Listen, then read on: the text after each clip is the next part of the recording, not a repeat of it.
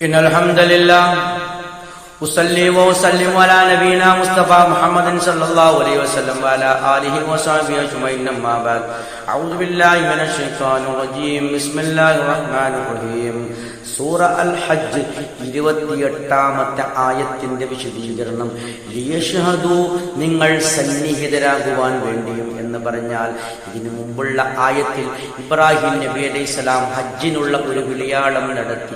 അതുപ്രകാരം കഅബത്തിങ്കലേക്ക് ഹജ്ജിന് വേണ്ടി കടന്നു വരുന്നവർക്ക് ഇടയിൽ സന്നിഹിതരാകുവാൻ വേണ്ടിയും വമനാഫിഅലഹും നിങ്ങൾക്ക് ഉപകാരമുള്ള കാര്യത്തിൽ പലതരം ഉപകാരമുള്ള കാര്യങ്ങളുണ്ട്. ഹജ്ജുമായി ബന്ധപ്പെട്ട് അറബികൾക്ക് കച്ചവടമുണ്ട്.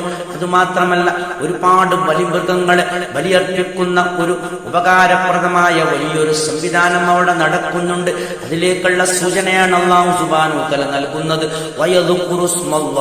അല്ലാഹുവിന്റെ നാമം സ്മരിക്കുന്നതിനും വേണ്ടി അറിയപ്പെടുന്ന ദിവസങ്ങളിൽ, നിർണിതമായ ദിവസങ്ങളിൽ അള്ളാഹുവിന്റെ നാമം സ്മരിക്കാനും വേണ്ടി. എന്തിന്റെ മേൽ സ്മരിക്കാൻ? അലാമാ റസഖഹും അവർക്ക് നൽകിയതിന്റെ മേൽ, മിൻ ബഹീമത്തിൽ അൻആം നാൽക്കാലി മൃഗങ്ങളായി അല്ലാഹു സുബ്ഹാനഹു വ തആല അവർക്ക് നൽകിയതിന്റെ മേൽ അള്ളാഹുവിന്റെ നാമം സ്മരിക്കുന്നതിന് വേണ്ടി ബിസ്മില്ലാഹി അല്ലാഹു അക്ബർ എന്ന് പറഞ്ഞുകൊണ്ട് ആ മലിമൃഗത്തിന്റെ കഴുത്തിൽ കത്തിവെച്ചുകൊണ്ട് അതിന് അള്ളാഹുവിന്റെ മാർഗത്തിൽ സമർപ്പിക്കണം.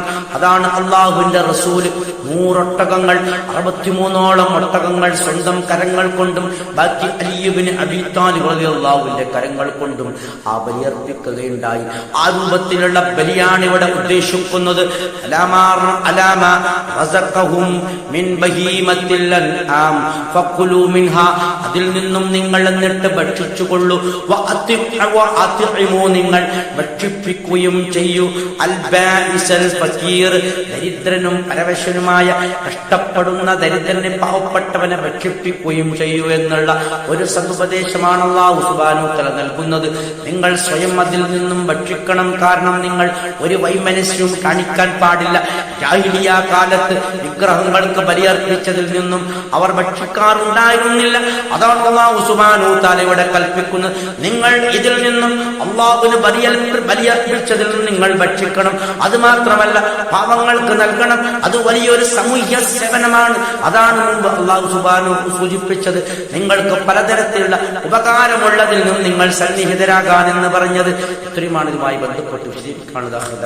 അൽഹംദുലില്ലാഹി റബ്ബിൽ ആലമീൻ.